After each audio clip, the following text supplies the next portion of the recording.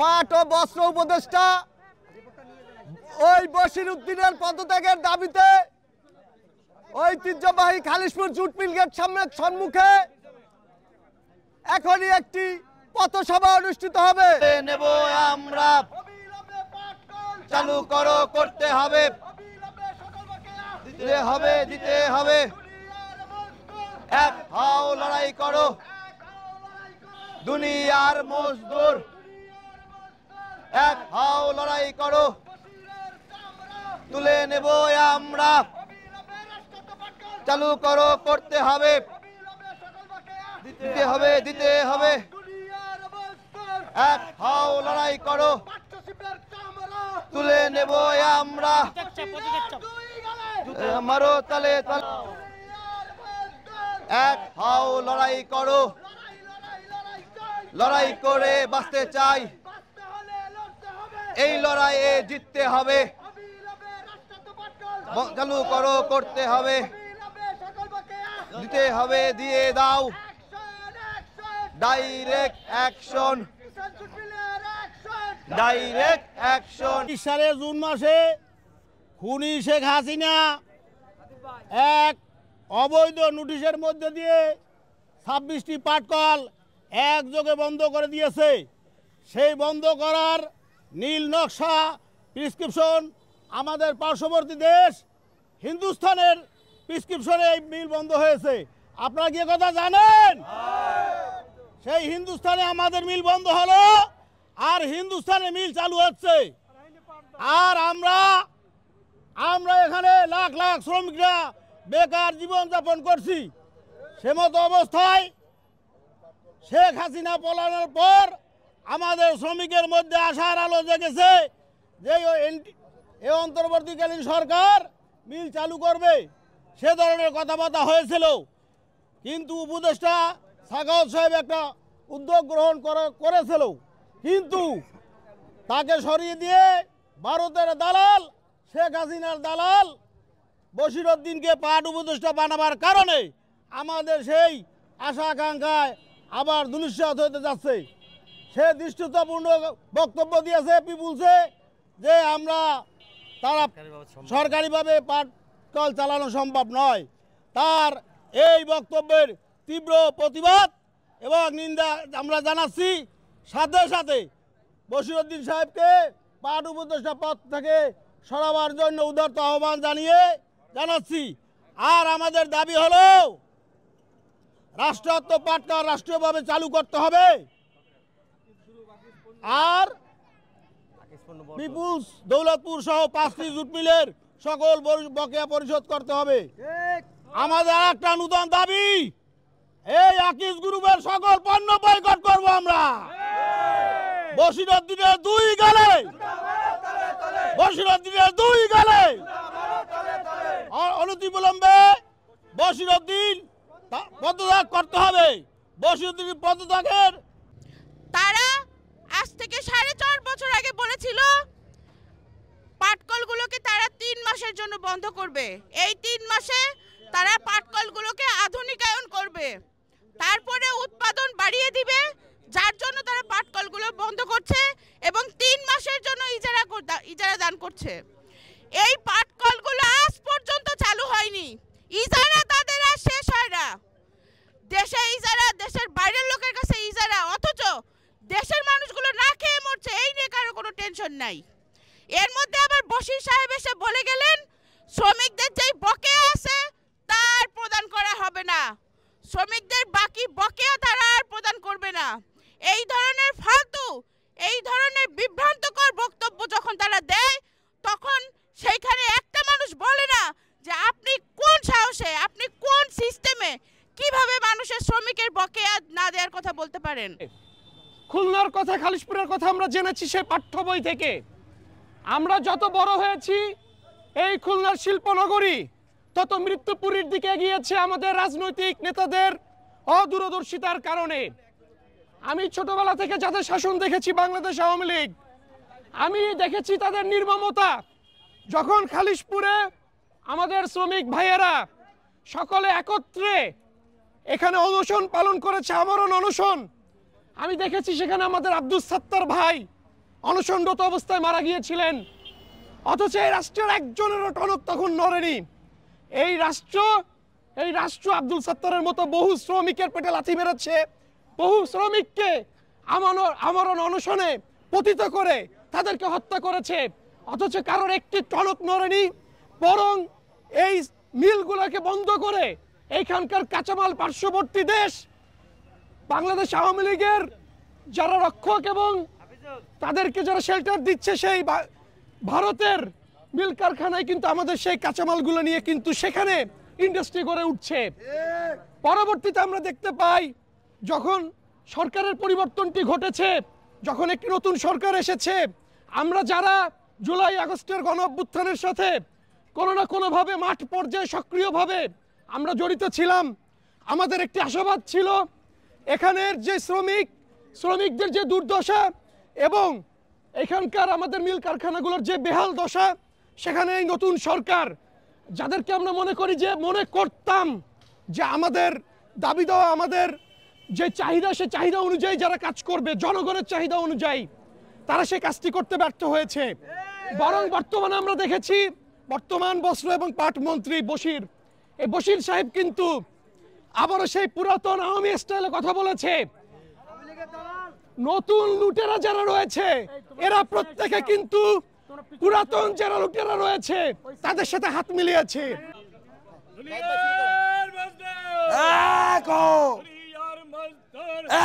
লড়াই করো,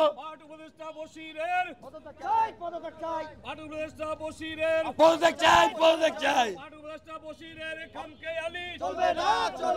বশিরের দুই গালে অবিলম্বে বন্ধ মেল চালু করতে হবে, অবিলম্বে লিজ পোতা বাতিল করতে হবে, অবিলম্বে লিজ পোতা বাতিল করতে হবে। ধন্যবাদ সংগ্রামী শ্রমিক ভাই ও বোনেরা। আমার প্রশ্ন হচ্ছে, আমরা ছোটবেলা থেকে দেখতেছি পাট আমাদের সোনালী আঁশ। আপনারা সবাই ৭১ বলেন, ৭১-এর মুক্তিযুদ্ধের প্রধান কারণ কি ছিল? আমাদের সোনালী আঁশ পাকিস্তান নিয়ে যেত। আর এখন কি হচ্ছে? পাকিস্তান তো শুধু সোনালী আঁশ নিত, ভারত তো আমাদের মিল ফ্যাক্টরি সব নিয়ে গেছে। আমাদের মিল ফ্যাক্টরি কারখানার স্ক্রু মেশিন দিয়ে ভারত পাট বানাচ্ছে, আমরা পাচ্ছি না কেন? রক্ত আমাদের, ঘাম আমাদের, আমার শ্রমিকরা কেন বেতন পাবে না? কেন্দ্র করে ভারত ষড়যন্ত্র করছে। পুঁজিপতিদের সমস্যা হলো ওদেরকে যখন রাষ্ট্রের কোনো কিছু দায়িত্ব দেবেন তখন ওরা সব এগুলো খেয়ে ফেলে, সরাসরি খেয়ে ফেলে। সেটা হয়েছে বশির সাহেবকে কেন্দ্র করে। ওনাকে দায়িত্ব দেওয়া হয়েছে পাটকল দেখভালের, পাট মন্ত্রণালয় দেওয়া হয়েছে। উনি পাটকলকে বানায় ফেলছে জুতার কল।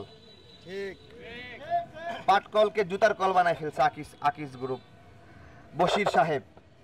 তো আপনাকে কি দায়িত্ব দেওয়া হলো? আপনাকে দায়িত্ব দেওয়া হলো এটা রক্ষা করার জন্য, আর আপনি এইটা হলো কি ঘোষণা দিচ্ছেন যে এটা চালানো সম্ভব না।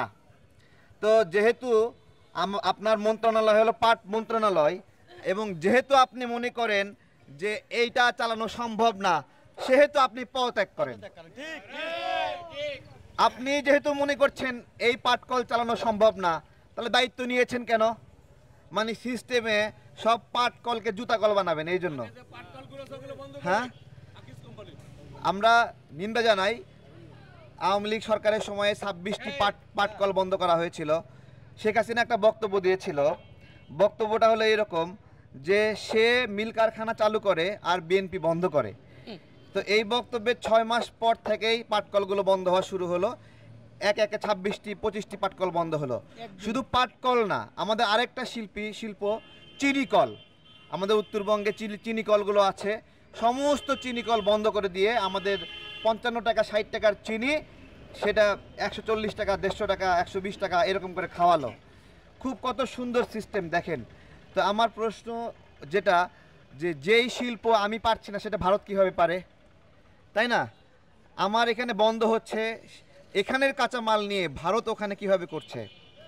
আমাদের কাছে খবর আছে এখানের মেশিন, লোহা লক্করগুলো চুরি করে বিক্রি করা হয়েছে, এবং এই পাটকলগুলো এই অলাভজনক হওয়ার পিছনে একমাত্র দায়ী এখানের ম্যানেজমেন্টে যে চোররা ছিল, সেই চোররা, ম্যানেজমেন্টের এই দুর্নীতিগ্রস্ত অফিসার যারা, তারা ধীরে ধীরে এই পাটকলগুলোকে মৃত্যুর মুখে ঠেলে দিয়েছে, অথচ এদের কোনো শাস্তি হয়নি। এরা কিন্তু ঠিকই এদের বেতন নিয়ে চলে গেছে। কোনো ম্যানেজারের বেতন বন্ধ আছে কেউ বলতে পারবে? বলেন, কোনো ম্যানেজারের বেতন বকেয়া আছে? এরা কিন্তু ঠিকই বকেয়া নিয়ে গেছে, এরা বেতন নিয়ে গেছে, কিন্তু পাটকল শ্রমিকদের বেতন ঠিকই বকেয়া রয়েছে। তাহলে যারা চুরি করলো, দুর্নীতি করলো, গরিবদের হক মেরে খেলো, তাদের বেতন বন্ধ হয়নি, কিন্তু পাটকল শ্রমিকদের বেতন বন্ধ হয়েছে। তো আমাদের একটা জিনিস আমি খুব চোখ বন্ধ করে ভাবি, আমি খুলনার জামাই, সেজন্য এই প্রোগ্রামটা আমার খুব একটা আগ্রহ ছিল যে আমি কবে পাটকল শ্রমিক ভাইদের সাথে একটু দেখা করব, প্রোগ্রাম করব। এই জন্য ছিল আমি খুলনায় এসে ভাবি এখানে কোন কোন ইন্ডাস্ট্রির উপরে খুলনা টিকে আছে, আমি খুঁজে পাই না। তারপরে পাইলাম যে একমাত্র পাটকলটাই এখানে একটা ঐতিহ্য এবং শিল্প, মানে হলো ঐতিহ্য, এবং এটার কারণে এটা হলো একটা বড় নগরীতে রূপান্তরিত হয়েছে। তো তারপরে দেখছি যে এইটা আস্তে আস্তে বিলুপ্ত হয়ে যাচ্ছে। তাহলে এটা বিলুপ্ত হয়ে গেলে, একটা এলাকার একটা নির্দিষ্ট শিল্প বিলুপ্ত হয়ে গেলে, ওই এলাকার মানুষ কি করে খায়? এই অটো কতজন মানুষ চালাবে বলেন? কতজন মানুষ চা বিক্রি করবে? চা যদি বিক্রি করে, চাটা কিনবে কে বলেন? চা তো কিনতে হবে কাউকে। তাহলে সবাই যদি চা বিক্রি করে, কিনবে কে? অটো চালালে সবাই অটোতে চড়বে কে? তাহলে এই যে শিল্প ধ্বংস হলে আর কিছু থাকে না। আসলে এই জায়গা থেকে খুলনা একটা শিল্পনগরী থেকে পঙ্গু নগরীতে রূপান্তরিত করার একটা ষড়যন্ত্রে আমি বশির সাহেবকে বলবো, আপনার আগের যে উপদেষ্টা স্যার ছিলেন সাখাওয়াত সাহেব, তিনি এসে পাটকল নিয়ে স্বপ্ন দেখলেন এবং সেই স্বপ্ন দেখার অপরাধে তাকে সরায় দেওয়া হয়েছে। সাখাওয়াত ভাই কেন স্বপ্ন দেখলো পাটকল নিয়ে, যে পাটকল চালু করা সম্ভব? এই স্বপ্ন দেখা ভারতের পছন্দ হয়নি, তাই ষড়যন্ত্র করে তাকে সরিয়ে দিয়ে বশির সাহেবকে দেওয়া হয়েছে। এখন বশির সাহেব এসে বলছে পাটকল চালানো সম্ভব না, বিক্রি করে দেবে, ইজরা দেবে, বেসরকারিকরণ করবে। আবার দেখলাম যে আকিস গ্রুপ নিজেই পাট উৎপাদন বন্ধ করে এখন জুতা উৎপাদন করছে। এইগুলো আমরা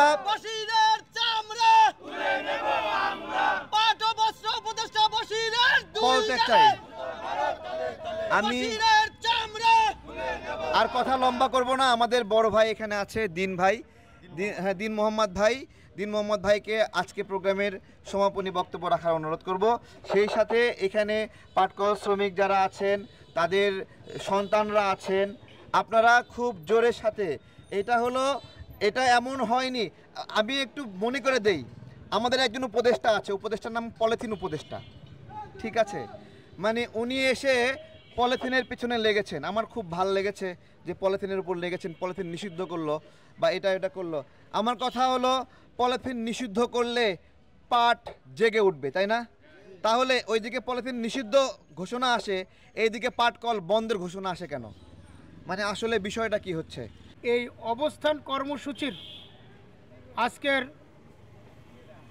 এই প্রতিবাদ সমাবেশের প্রধান অতিথি আম জনতা দলের কেন্দ্রীয় কমিটির সদস্য সচিব,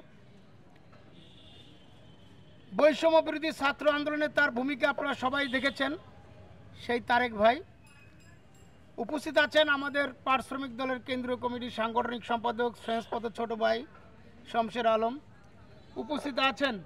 আমাদের এখানে পাটকল রক্ষার নেতৃবৃন্দ এবং খালিশপুর শিল্প অঞ্চলের, বন্ধকৃত শিল্প অঞ্চলের খেটে খাওয়া শ্রমিক ভাইরা, আসসালামু আলাইকুম।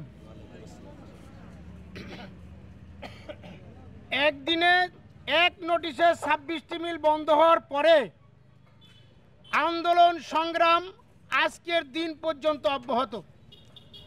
বৈষম্য বিরোধী ছাত্র আন্দোলন সহ ছাত্র শ্রমিক জনতা যে আন্দোলন এই ফ্যাসিস্ট সরকারকে পদত্যাগ করতে বাধ্য করেছিল, তখন আমরা পাটকলের শ্রমিকেরা আশা করেছিলাম বৈষম্য দূর করেছে ছাত্র শ্রমিক জনতা, এই পাটকলের এই যে বৈষম্য এটাও দূর হবে। এজন্যই প্রধান উপদেষ্টা করা হয়েছিল ডক্টর ইউনূস সাহেবকে। আজকে সবচেয়ে দুঃখ এবং পরিতাপের বিষয়, পূর্ববর্তী ফ্যাসিস্ট সরকার যে আইনটা করে গিয়েছিল, মিল বন্ধ করার পরে লিজ নামে হরিলুট, মেশিনপত্র বিক্রি, টেন্ডারের নামে লুটপাট, এটা শুরু করেছিল। ঠিক তারই ধারাবাহিকতা এই বৈষম্য বিরোধী ছাত্র আন্দোলন, ছাত্র শ্রমিক জনতার, রাজনৈতিক নেতৃবৃন্দের, রাজনৈতিক কর্মীদের আন্দোলনের ফসল এই তত্ত্বাবধায়ক সরকার, সেটা থেকে তারা পিছপা হয় নাই। আমরা একাধিকবার বোঝাতে চেয়েছি যে পাটকল যে অবস্থায় আছে সে অবস্থায় চালানো সম্ভব, কিন্তু আমাদের কোনো কথাই বর্তমানে যারা দায়িত্বে আছেন তারা এটা শোনেন নাই। আজকে আপনাদের ভুলে গেলে চলবে না, যিনি বিজিএমসির চেয়ারম্যান থাকাকালীন তিনি একটা মিটিংয়ে বলেছিলেন আমি বিজিএমসির শেষ চেয়ারম্যান। তিনি কিন্তু তাকে প্রমোশন দিয়ে বিগত ফ্যাসিস্ট হাসিনা সরকার তাকে পাট মন্ত্রণালয়ের সচিব বানিয়েছে।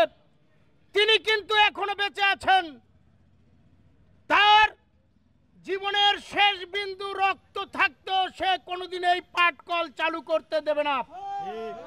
তাই এই আমজনতা দলের এই যে সমাবেশ, এই গেটে দাঁড়িয়ে বলতে চাই, আমি সেদিনকার জাতীয়তাবাদী শ্রমিক দল খালিশপুর আঞ্চলিক কমিটির পক্ষ থেকে সর্বকালের সর্ববৃহৎ শ্রমিক জনসভা হয়েছিল খালিশপুরে, যেটা 20 থেকে 25 বছরে হয় নাই।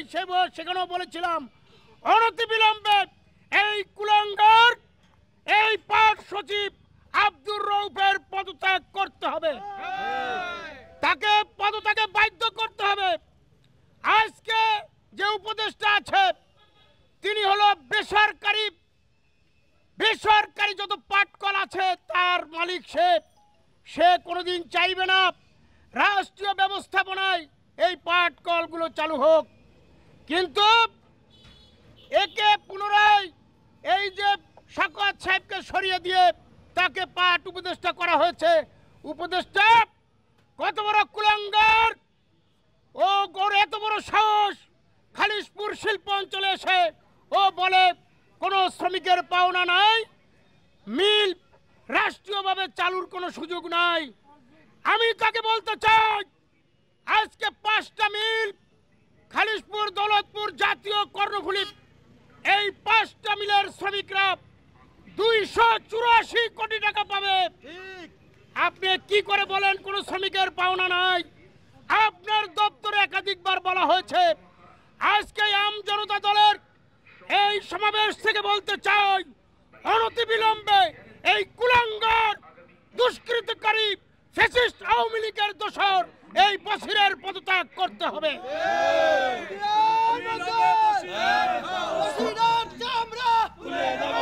শ্রমিক ভাইরা আমার, যে মিলের গেটে দাঁড়িয়ে আছি, আজকে আমাদের যে শ্রেষ্ঠপত ভাই, ছোট ভাই তারেক রহমান এখানে এসেছেন। এখানে আপনারা যারা ঢাকা থেকে কষ্ট করে এসেছেন, এই মিলের গেটে আপনাদের এইখানে সাংবাদিক ভাইরা আছেন, এখানে প্রশাসনের লোক আছেন। আপনাদের উদ্দেশ্য করে বলতে চাই, খালিশপুর জুট মিলে মেশিনের টেন্ডার আহ্বান করেছে। এটা আমি আরো 3 সপ্তাহ আগে, 1 মাস আগে বলেছিলাম, অনেকে বিশ্বাস করেন নাই। এখন যে টেন্ডার হয়েছে, টেন্ডার খালিশপুরের যারা ব্যবসায়ীরা আছেন, আপনাদের কাছে বলতে চাই বিনয়ের সাথে, আপনারা টেন্ডার অংশগ্রহণ করেন না। খালিশপুর জুট মিলে 92 কোটি টাকা পাওনা, এই 92 কোটি টাকা পরিশোধ না হওয়া পর্যন্ত একটা শ্রমিকের জীবন থাকতে এখান থেকে একটি পাওয়ার পাতি বের হবে না।